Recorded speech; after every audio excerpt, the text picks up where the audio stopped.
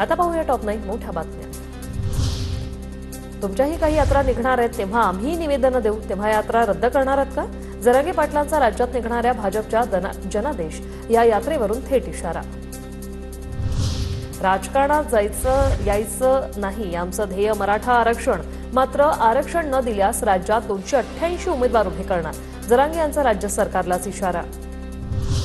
मराठा आरक्षणासाठी मनोज जरांगेंचं पुन्हा उपोषण, आंदोलन स्थगित केलं होतं, नव्याने परवानगीची गरज नाही, सगळे सोयरे कायद्याच्या अंमलबजावणीवर जरांगे ठाम।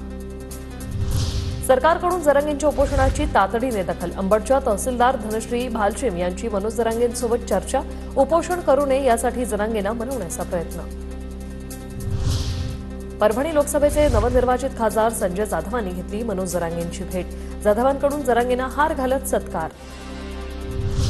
विधानसभा निवडणुकीत 20 ते 25 उमेदवार उभे करणार, प्रहारचे आमदार बच्चू कडूंनी केलं जाहीर, पराभवाचं खापर दुसऱ्याच्या माथी मारलं जातंय, कडूंची नवनीत राणांवर टीका। लोकसभेतील पराभवानंतर आता सुधीर मुनगंटीवारांची विधानसभा निवडणूक लढवण्याची तयारी, बल्लारपूर विधानसभेतून निवडणूक लढवणार, सूत्रांची माहिती। आता 100% विधानसभा लढवणारच, भाजपच्या दिनकर पाटील यांचा निर्धार, लोकसभा निवडणुकीसाठी नाशिकमधून दिनकर पाटील इच्छुक होते। बारामतीमधील विजयानंतर सुप्रिया सुळेंकडून अनंतराव थोपटेंची भेट, थोपटेंच्या भोर विधानसभा मतदारसंघातून सुप्रिया सुळे यांना 43,000चं लीड।